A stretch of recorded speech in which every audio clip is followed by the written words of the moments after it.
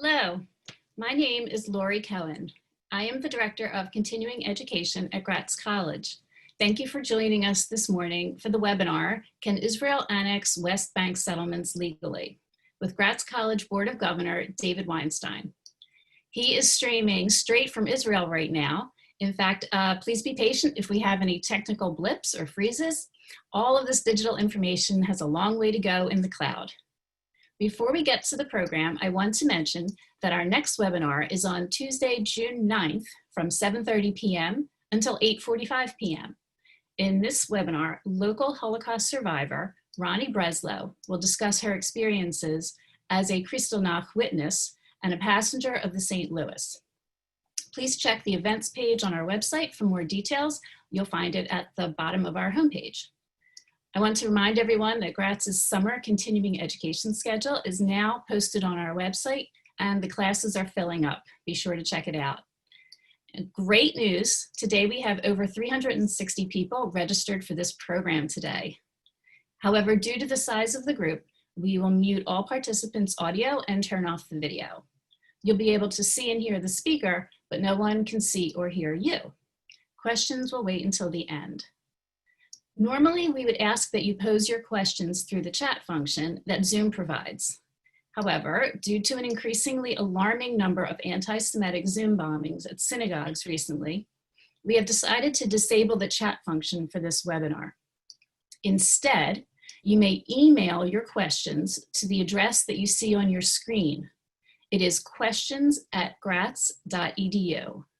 So again, it is questions@gratz.edu when you want to ask any content-related questions, and then I will monitor that address during this webinar, and I'll ask your questions at the end of the presentation.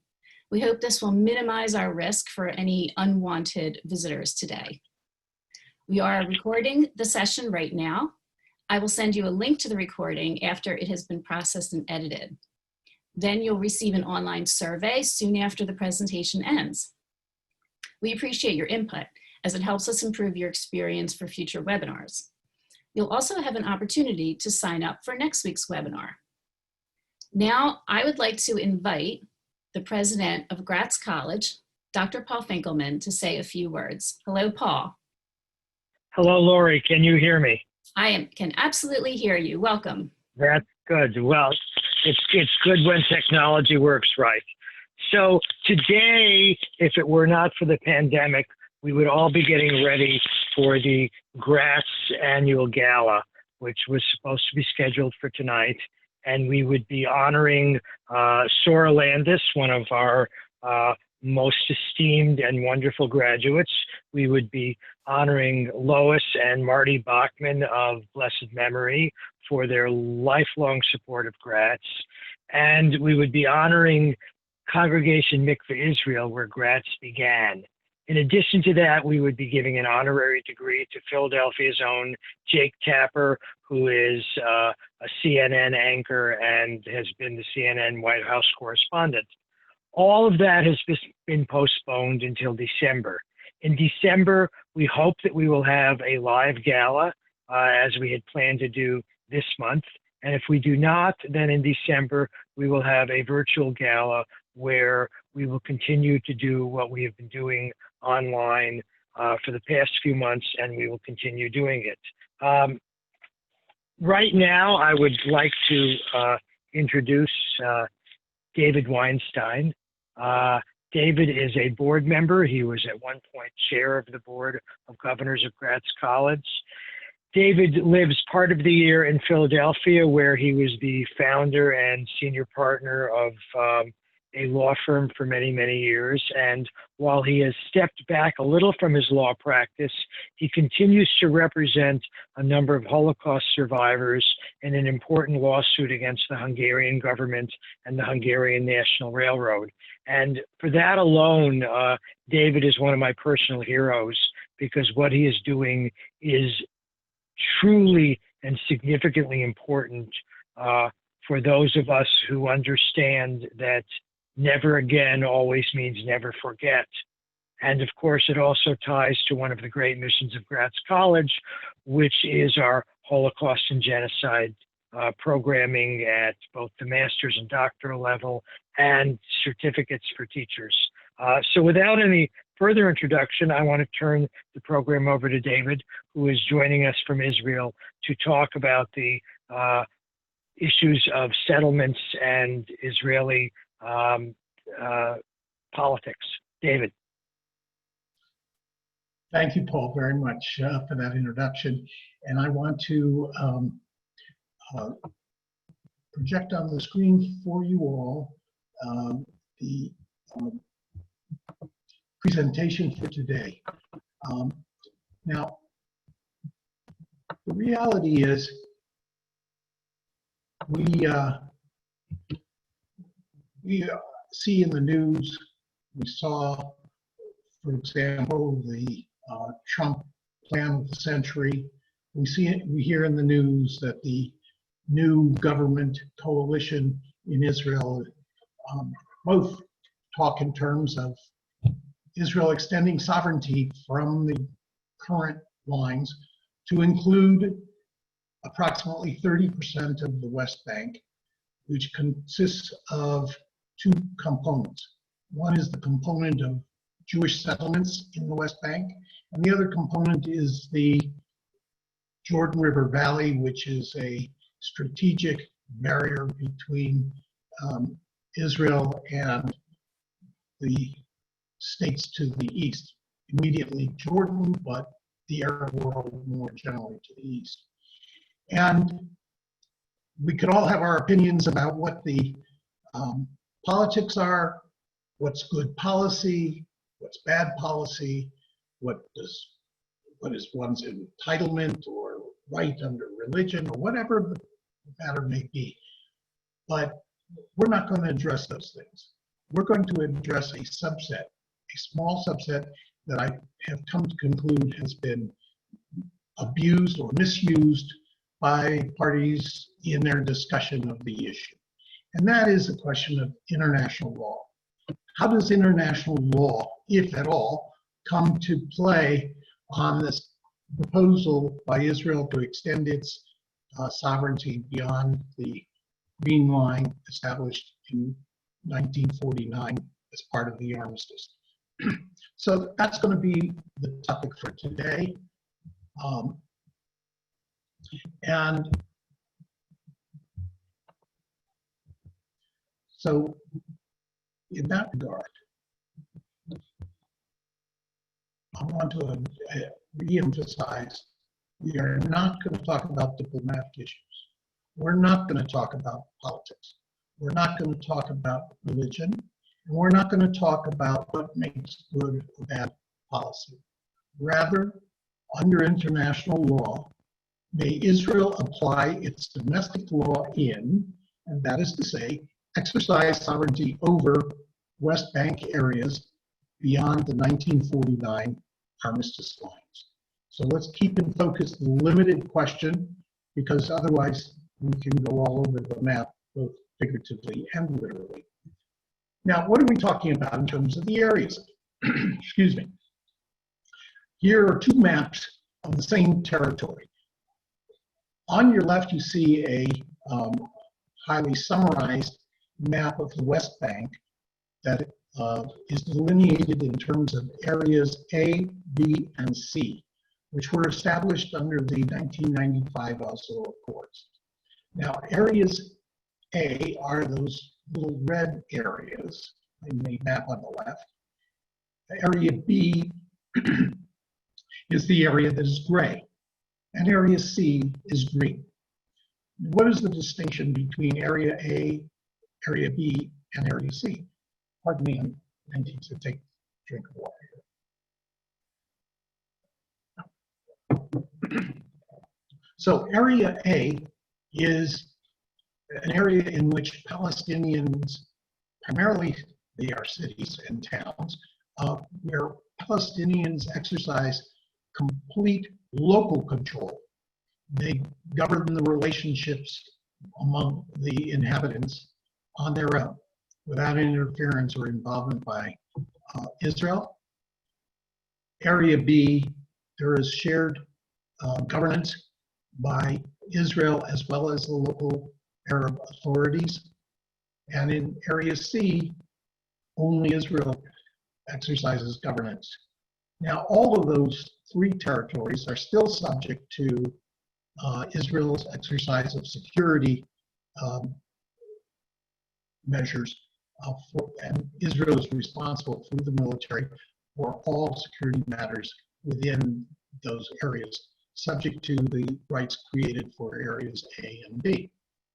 Now, if you look at the map on the right, you will see that this is also delineated in slightly different colors, but you can see that the blue or purple violet areas are the Area C.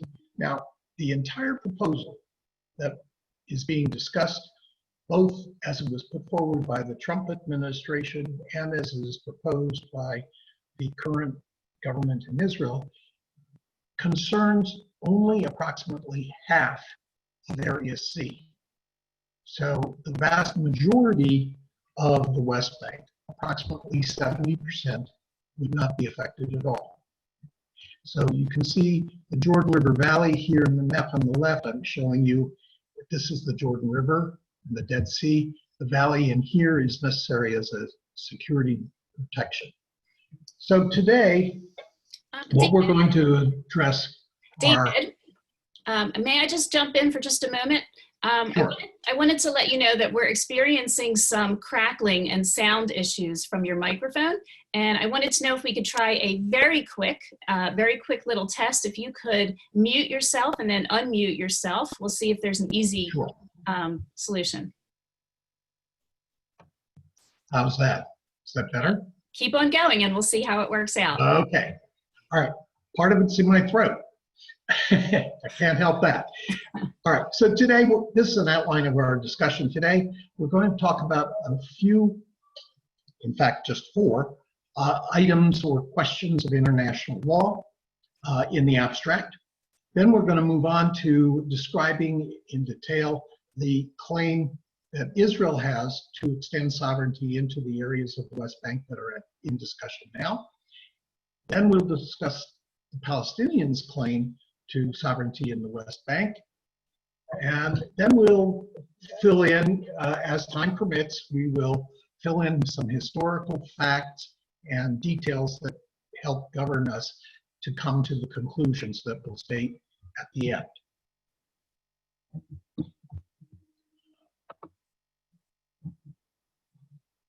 So the four legal matters that I want to discuss today, because they're pertinent, are: what is a state under international law? What does international law tell us is a state?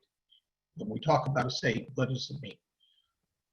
2, how does a state derive sovereignty? 3, what is the position of international law with regard to the use of offensive force with regard to acquiring territory of another state? The answer is so clear that it's not really a question.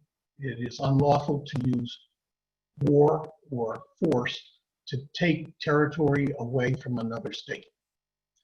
4, what is prohibited occupation? You hear a lot about the West Bank as being the, quote, occupied West Bank, as if that were part of its formal title. And in fact, in some newspapers, you will see that they never refer to the West Bank. They only refer with capital O, capital W, and capital B to the occupied West Bank. Let's discuss those four questions. First of all, what is a state under international law? Fortunately, there are a lot of issues in international law that are somewhat hazy and open to discussion, but there seems to be a pretty clear agreement that these four factors that are listed here and that were identified back in 1933 in a treaty reached by all of the Latin American countries, that a state should have a permanent population.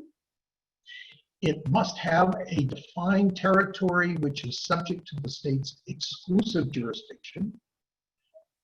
It must have a government. After all, if it doesn't have a government, how could it be a state? And 4, it must have capacity to enter into relations with other states.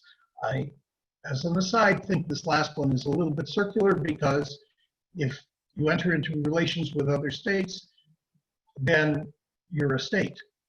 But you can only do that if you enter into relations with other states. It becomes circular. But the other 3 factors are particularly clear. Now, how does a state obtain sovereignty? First and foremost, states are states because they themselves say so. They exercise the right of self-determination, which is through the majority of the population that is subject to their authority, and it is an exercise of self-governance by that majority. Sometimes you have, and the best example, by the way, of self-determination occurred in 1776, when the United States declared itself to be a state, a government, a nation of its own. And that's the way in which states exercise self-determination. Sometimes states become sovereign by virtue of agreement. A very recent example of that is when a country called Czechoslovakia voluntarily divided itself into 2 countries. And now we have the Czech Republic and we have the nation of Slovakia, 2 separate sovereignties.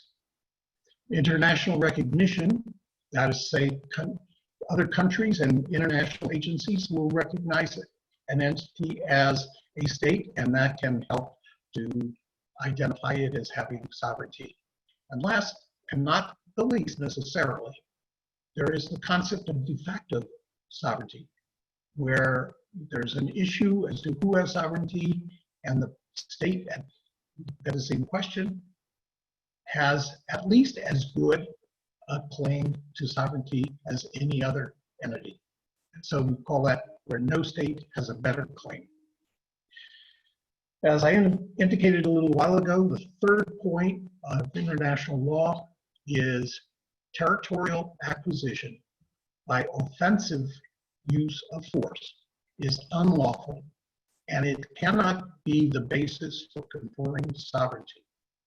This is outlined in the UN Charter early in it, where it says all members shall refrain from the threat or use of force against the territorial integrity or political independence of any state.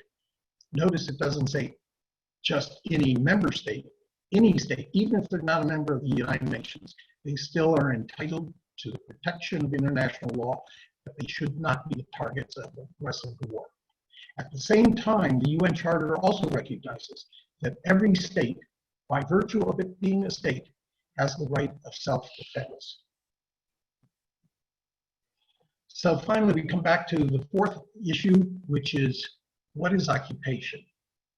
Given what we just said about aggressive use of force to take the territory of another, the notion of occupation is that the territory of a state is inviolable, as we said, and may not be the object of military occupation. In other words, you can't take the territory by military means and then continue to occupy it. Now, that's if it is an aggressive use of force. The international law, although it's not as clear on this as what we just said with regard to the use of aggressive force, it also says in the 4th Geneva Convention, it is written, but it is more generally recognized by the UN and numerous countries around the world, that if a country is an occupying power that has taken the territory by aggressive force, it may not deport or transfer parts of its own civilian population into the territory it occupies. Again, the territory it occupies has to be territory that was not part of its sovereignty, but it became part of its sovereignty only because of aggressive use of force. So let's look at the way in which Israel claims to have sovereignty in the West Bank. We can look back to a source of sovereignty by treaty, agreement of the parties. And the components of this start with two tributaries that come together. The first one is the Treaty of Lausanne in 1923, when Turkey surrendered. Turkey was, in fact, the Ottoman Empire up until that time, and it had governance and sovereignty over Eretz Yisrael, the land of Israel, which is the topic of our discussion. So when they surrendered their sovereignty over the land, they did so in favor of, or for the benefit of, the League of Nations, which at that time it was already known and established, had issued a mandate over Palestine, which was delivered to Britain to be the mandatory, the entity governing or exercising the authority of the mandate. The other tributary of this sovereignty by treaty comes from the Allies' San Remo resolution in 1920. After World War I, the prevailing Allied powers came together. They authorized the mandate for Israel, or Palestine, excuse me, and at the same time, they also authorized the convening of the League of Nations, and its charter was finalized in 1923, as well as the mandate of the League of Nations to Britain over Palestine. Now, the validity of the mandate was reaffirmed in the UN Charter when the United Nations superseded the League of Nations in 1945. Now, those treaties taken together provide that the Jewish people has explicit rights to a homeland in Palestine, that the Jewish people has the right to immigrate there, and third, the Jewish people has the right, and this is the terminology used in the mandate, to closely settle the land, provided that the civil and religious rights of all the inhabitants of Palestine, irrespective of their race and religion, are safeguarded. So those are the first two elements by treaty by which Israel claims sovereignty. Notice it's not limited into any area other than sovereignty over Palestine.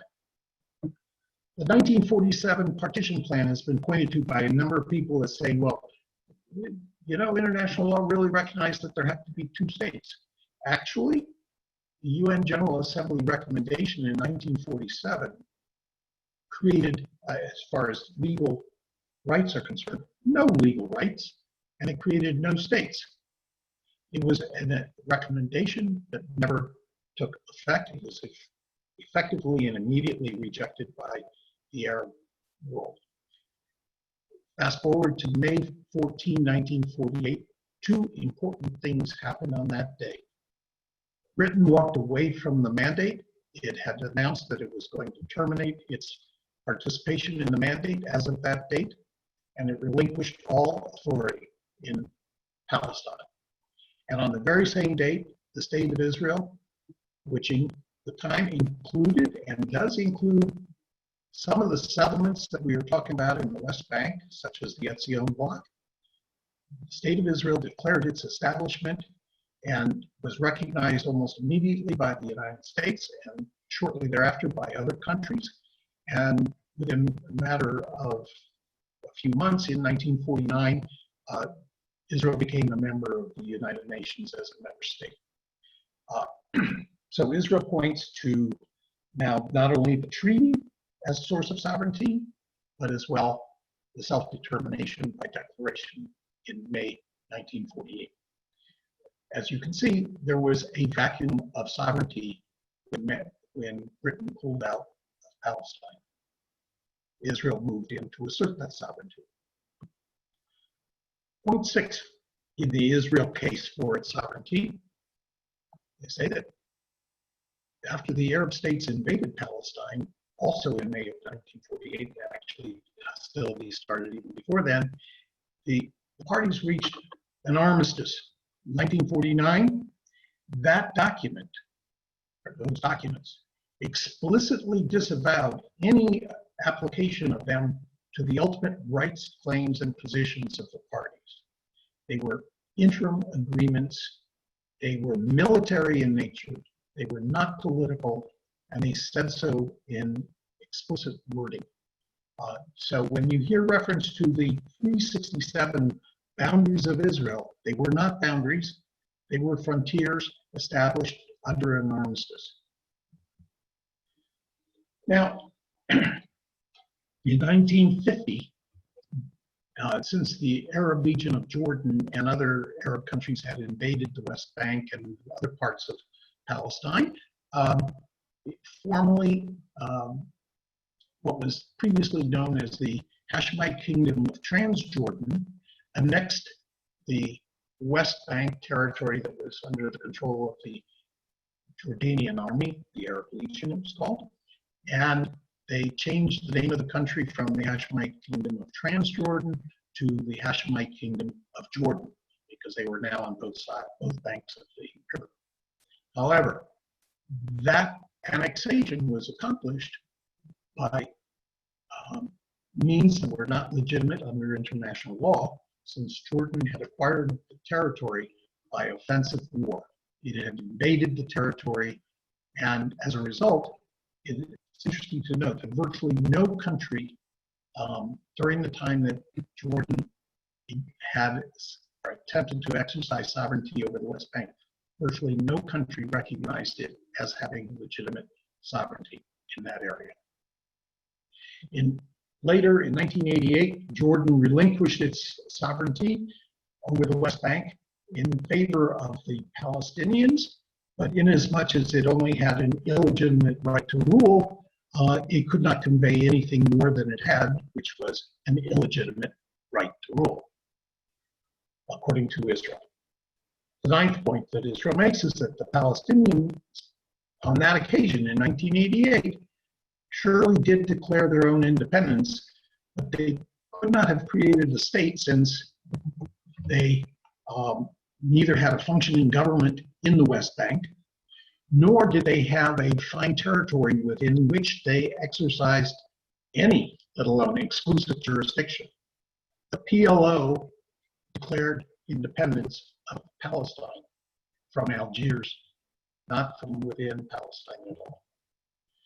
The final point for Israel's case for sovereignty, since the right of the Jewish people to settle in Palestine was affirmed by the League of Nations, then the Ottoman Empire surrendered or relinquished its sovereignty, and that was reaffirmed by the United Nations in the UN Charter. The West Bank settlements that are now part of the discussion were then and remained part of the guaranteed, quote, national home for the Jewish people, which is now the state of Israel. That's how Israel perceives the case. Now let's see how the Palestinians claim to have sovereignty in the West Bank. Palestinians say, look, we're indigenous to the West Bank. We've always had a right of self-determination, and we so declared in 1988. We had a Declaration of Independence. It's just like, in downtown Philadelphia, we declared our independence. The Ottoman action in relinquishing sovereignty in favor of the League of Nations and its mandate had no right to preclude us from exercising that right of self-determination. And indeed, it was merely an act of European colonialism over the Arab world to impose the mandate upon us. Their third point would be, yeah, Jordan annexed the West Bank in 1950, but they did it with our consent.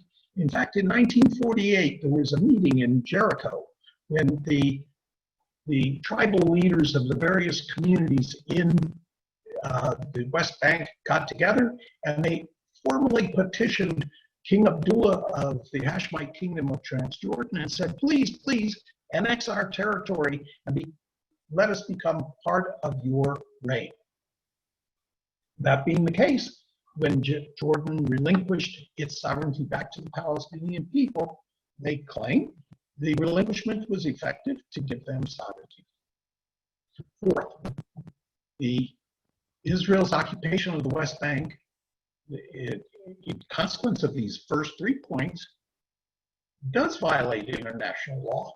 And under Security Council Resolution 242, which was entered in 1967, Israel must withdraw from the occupied territory.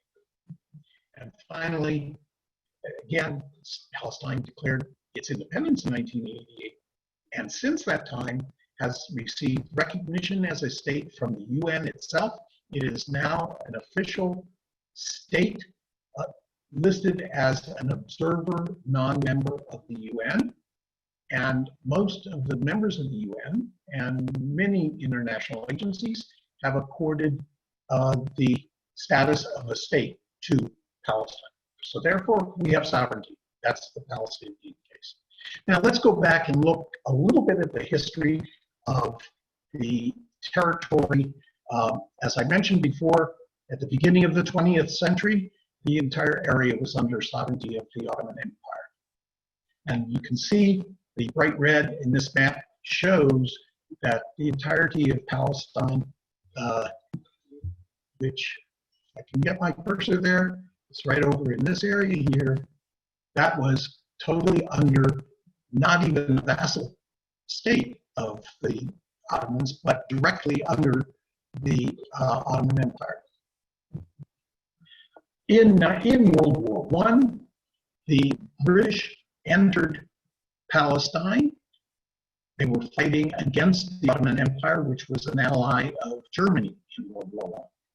Here we see General Allenby in his famous entry into Jerusalem on foot in December of 1917. The British Army conquered most of Palestine during that part of World War I. At about the same time, and in fact, about a month before General Allenby reached Jerusalem, the British government adopted what has been known as the Balfour Declaration. Now, frankly, by itself, the Balfour Declaration has no particular meaning for purposes of international law. Why? Because it's the unilateral statement of a single country as to what it thinks is a good idea. However, as we will see, the statement by the United Kingdom in the Balfour Declaration eventually becomes incorporated into international law and becomes the standard by which we can evaluate the issues of sovereignty in Palestine. So here we see that the actual visual that you see on the screen is a copy of the letter which Arthur James Balfour, who was Lord Balfour, he was the Foreign Secretary of the British government at the time. He had previously been a Prime Minister, but he sent this letter to Lord Rothschild with the request that Lord Rothschild in turn forward this information to the entire Zionist Federation. And it encompasses 3 points, which we're going to parse in greater detail, but you can see them there. They include, quote, establishment in Palestine of a national home for the Jewish people. 2, nothing shall be done which may prejudice the civil and religious rights of existing non-Jewish communities. And 3, it also should not prejudice the rights and political status enjoyed by Jews in other countries. Let's parse that a little bit, because there are some parts of this that are actually a little bit ambiguous. So the Balfour Declaration says that His Majesty's government looks with favor upon the establishment in Palestine of a national home for the Jewish people. Well, first of all, are we talking about establishment in all of Palestine, or just a part of it, maybe a small corner of it? The Balfour Declaration doesn't get down to that level of detail. Also, what does it mean to be a national home? Are we talking about a state or a county or a territory of some sort within a state? Again, it doesn't get granular like that. On the other hand, there's some important things stated in the second part of the Balfour Declaration, where it said that nothing shall be done which may prejudice the civil and religious rights of existing non-Jewish communities. Note, there is no mention of political rights of non-Jewish communities, which would seem to indicate that the answer to the ambiguity in the first question is that the political rights, i.e. having a state, were to be part of what was the national home for the Jewish people. And this is reinforced further when you look at point 3, which was, we don't want the establishment of this maybe state in Palestine in any way to harm Jews who are located in other countries. And here explicitly there is reference to the rights and political status enjoyed by Jews in other countries. So the absence of political rights in point number 2 seems to be quite purposeful. Now, I indicated that at the end of World War I, the Allies got together at San Remo, Italy, and they reached an accord in which they decided that they would have a mandate under the League of Nations, which was then to be formed. They also agreed that all of the Allied powers were adopting the Balfour Declaration. Remember, I mentioned that earlier. This is where it occurred in San Remo in 1920, 100 years ago last month. In addition, the language may sound rather familiar to us by now. The San Remo Conference resolution provides for, quote, the establishment in Palestine of a national home for the Jewish people, it being clearly understood that nothing shall be done which may prejudice the civil and religious rights of existing non-Jewish communities in Palestine, or the rights and political status enjoyed by Jews in any other country. So, lock, stock, and barrel, they have incorporated the Balfour Declaration, which was a unilateral action by the United Kingdom, into an international agreement that would then go to be the underpinning for the formation of the League of Nations. There was an additional caveat that was sort of repetitive of what was already said, that was added to the San Remo resolution. It said no surrender, there will be no surrender of the unspecified rights hitherto enjoyed by the non-Jewish communities in Palestine, but that sort of dropped off after 1920, and it didn't reappear in any of the relevant documentation. An attempt to reach a peace treaty with the Ottoman Empire was only partially successful. It was signed in 1922 or 20, I believe 1921 or 22, and it failed to be ratified by the Turks. Consequently, there was a renegotiation, and finally in Lausanne in 1923, the Allied powers and Turkey signed a treaty, and it became ratified by the parties involved. In it, Turkey hereby renounces all rights and title whatsoever over or respecting the territories situated outside the frontiers laid down in the present treaty, which, as an aside, I will say, those are the boundaries of the present-day Turkey, more or less. But certainly, it means all of the country or territories outside of Turkey the Ottoman Empire was walking away from. And it provided merely that the future of these territories would be settled by the parties concerned. And that was stated knowing that already the League of Nations had been formed and that a mandate for Palestine had been agreed to. And Britain had agreed to be mandatory. So let's look at some of the provisions of the League of Nations mandate. and this is going to sound, I know, a little repetitive and it sounds like an echo chamber, but there's some important additional details here. The mandate for Palestine from the League of Nations provides that the mandatory, that's Britain, the party that's exercising the authority of the League of Nations, shall secure the establishment of the Jewish national whole and development of self-governing institutions, and as well will safeguard the civil and religious rights of all the inhabitants of Palestine, irrespective of race and religion.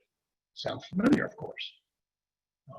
But it goes on and gets a little bit more detailed, and it says that an appropriate Jewish agency shall be recognized as a public body for advancing the establishment of the Jewish national home and the interests of the Jewish population in Palestine. So it's talking about establishing a Jewish national home. The term establishment here really means that you're formulating something that isn't just there because people are there. It's an entity, and that entity obviously is a state. Further, the administration of Palestine, while ensuring that the rights and position of other sections of the population are not prejudiced, shall facilitate Jewish immigration into Palestine and encourage close settlement by Jews on the land, which, of course, as we know, Jews attempted to do. Britain was not necessarily a very faithful party in executing the commands in the mandate, but nevertheless, international law was to the effect that the Jews had a right of immigration into Palestine and the right to closely settle the land. Here we see, just so you get an idea of the vastness of the territory, the lighter pink area over here is the area that we usually think of as being the mandate. Originally, that was true in 1920, but very shortly thereafter, it was expanded to take in all of what is today Jordan, but at that time was known as Transjordan.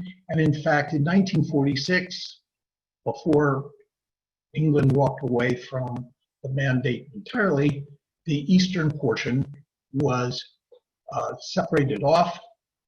That's again, I guess, an example of, by agreement of the parties, it obtained sovereignty.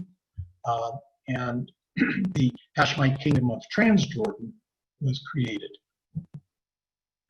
As I said, May 14, 1948, no question about it. David Ben-Gurion read the Declaration of Independence. We declare the establishment of a Jewish state in Eretz Yisrael, meaning the land of Israel. Didn't say in Palestine or a portion of Palestine. It said in Eretz Yisrael, to be known as the state of Israel. And as we know, the armies of Lebanon, Syria, Jordan, Egypt, Iraq, all joined forces to invade and attempt to destroy the nascent state of Israel. However, as I mentioned earlier, an armistice was reached and temporary lines were laid out, referred to as the Green Line because that was how they were delineated on a map, in 1949, and those were for military purposes to establish the cessation of hostilities. It didn't go very far, but that's what is referred to as the pre-67 borders. Of course, we know that the Six-Day War broke out, and before you know it, the entire West Bank is in Israeli hands because Jordan attacked Israel. I mentioned already the Resolution 242. It was all premised upon there being a peace treaty, which has never happened. It also, there are some issues about whether or not, I talked about withdrawal from territories occupied, whether that should ever happen. Were they referring to Sinai and perhaps the Golan Heights, or did they also include the West Bank, since the West Bank may not have been occupied territory at all? But in any event, that never came to be because there was never a peace treaty. As I mentioned, there was a Palestinian Declaration of Independence in 1988, promulgated from Algiers, not exactly in the so-called state of Palestine. The Oslo Accords may have established areas A, B, and C, but nevertheless, and they did provide for a high level of governance by Palestinians of their own territory. Nevertheless, the Oslo Accords expressly provide that neither party, by entering into the agreement, has renounced or waived any of its existing rights, claims, or positions. So the mere fact that a lot of authority was exercised in Area A by the Palestinians did not necessarily mean that that compromised Israel's claim to the West Bank. In any event, last week, I think it was, or certainly this month, earlier this month, Palestinians have made it clear that they are advocating the Oslo Accords. But that was then, who knows what will be next week. So here are the conclusions. We've got to wrap this up. Israel, as the national home for the Jewish people, has sovereignty in the land of Israel arising from treaty, as we pointed out, and there is a caveat in those treaty provisions that Israel must safeguard the civil and religious rights of all non-Jewish inhabitants. Israel also has sovereignty by virtue of its exercise of self-determination. When it declared its independence and said it was the sovereign, it acquired sovereignty in that fashion, just like other countries do. And of course, de facto, Israel exercises a stronger claim of sovereignty, or at least as strong a claim as any other entity in the West Bank. 2, the UN partition plan of 1947 that called for the creation of 2 states was a recommendation. It never took effect and is irrelevant to the discussion of international law. Likewise, the armistice in 1949 expressly limited it so as it did not affect the rights, claims, and positions of the parties, including Israel. Therefore, when we talk about the pre-67 lines, the green line, they're nothing more than frontiers and are not borders under international law. There is no illegal occupation of Israel, by Israel, of the West Bank. As I've indicated, here are 4 points. There are others. Since 1922, Jews have had an explicit right to closely settle throughout Palestine, including areas which ended up in the West Bank and not with Israel as of the armistice. An example of that is the Etzion block of communities. In 1967, as we pointed out, there was no extant legitimate state in the West Bank, since Jordan's sovereignty had been acquired in an invalid fashion by offensive use of war. Third, Israel entered the West Bank in a defensive war, and therefore which it had a right to do. And 4, it had a claim to sovereignty there by virtue of the treaties. And consequently, under those circumstances, there is no illegal occupation by Israel of the West Bank. UN Resolution 242, item number 5, is moot. As I pointed out, it just is history and it never happened. Likewise, there have been the International Court of Justice issued a decision in a non-case. It was an advisory opinion, like other international agencies have done. It did so voluntarily, unilaterally. It did not receive input from Israel, and it certainly did not have jurisdiction of the case or Israel with regard to that procedure. And although they said that Israel was acting in violation of international law, that was their opinion, but there was no underlying statement that in any way undermined the principles that I've laid out in points in here. 7, because the declared state of Israel, of Palestine, has never exercised any jurisdiction, much less exclusive jurisdiction, within the territory we're talking about, half of Area C, not the entirety of the West Bank. We're talking only about half of Area C. Since they have never exercised jurisdiction over them,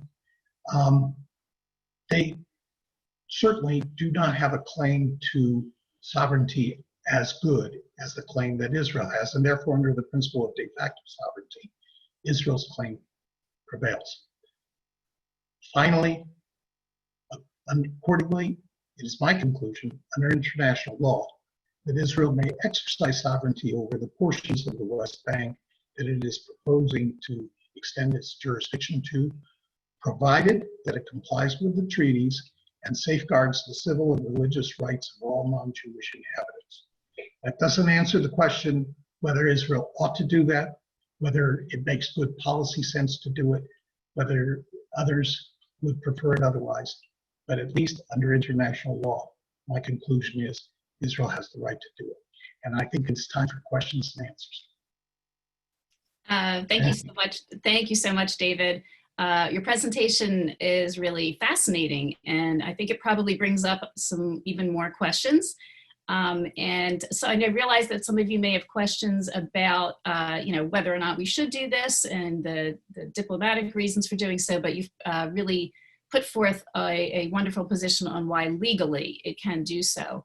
I wanted to let everyone know, because surprisingly, we do not have any questions from our listeners at this moment, because I'm not sure if that's because we've asked our listeners to send them through email, but if you do have questions, you can type them in the chat now. I believe that it has been enabled. You can also send them to the email address questions@gratz.edu. So we still have 200 people logged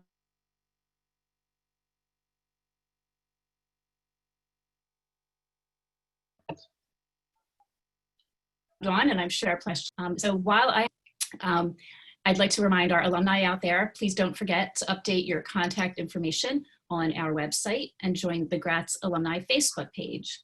I understand I just froze for a few seconds. I'm just reminding the alumni out there to please don't forget to update your contact information on our website, join our Gratz Alumni Facebook page.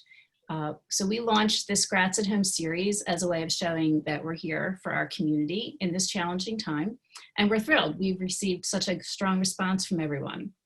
Among those participating tonight are alumni, current students, both local to Philadelphia and from around the world, especially Israel, as Mr. Weinstein has several colleagues who are joining us from there. And we also have several Gratz College board members with us today. If you would like to help strengthen Gratz and make it possible for even more students across the world to participate in our online programs, please consider making a tax-deductible charitable donation. On behalf of Gratz, of everyone at Gratz, thank you for your participation and support. And I understand now that we may be having some questions coming in, so I'd like to get to those. So as I'm looking through here, forgive me, it might take a moment. So we're asking, we've heard a lot about the Israeli legal argument. I have a question from Elizabeth who asks, what is the Palestinian legal argument? Well, I tried to lay that out, that their legal argument is essentially twofold when you boil it down. One is that they declared their independence, and that was an act of self-determination, and they've been recognized as a state by the United Nations and by many other international organizations. Of course, that dates from 1988, and that's well after Israel already was in control of this territory. The other part of their argument is that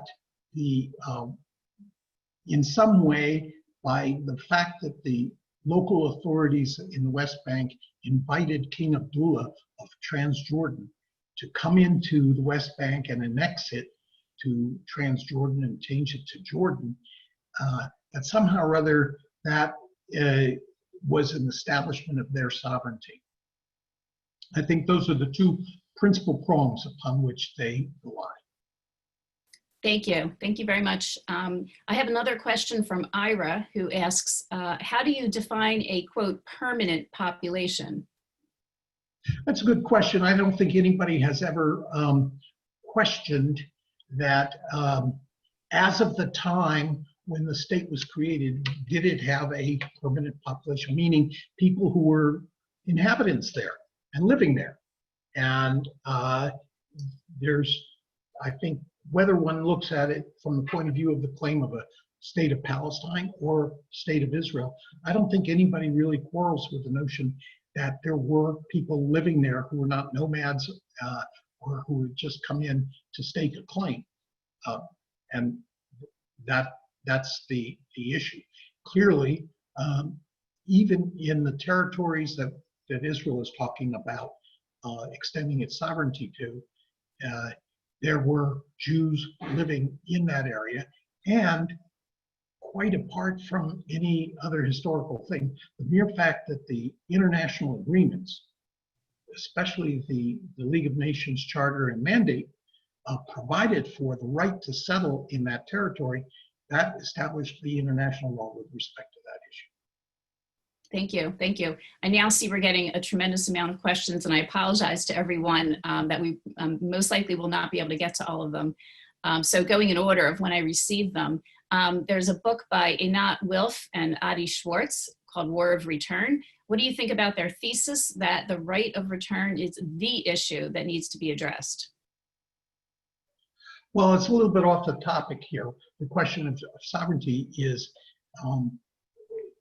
there is not, as I understand it, there has not been a, quote, international right of return generally. But even so, it would be subject to the powers of the sovereign. And we know that there is an international human right to leave any country, but there isn't a comparable international human right to enter any country. You still have to have the permission of the country you seek to enter. But it's slightly off topic, although I do appreciate very seriously how the creation of this right of return, supposed, which has, I don't recall ever coming up in international law until well after the dispute between Israel and the Palestinian state.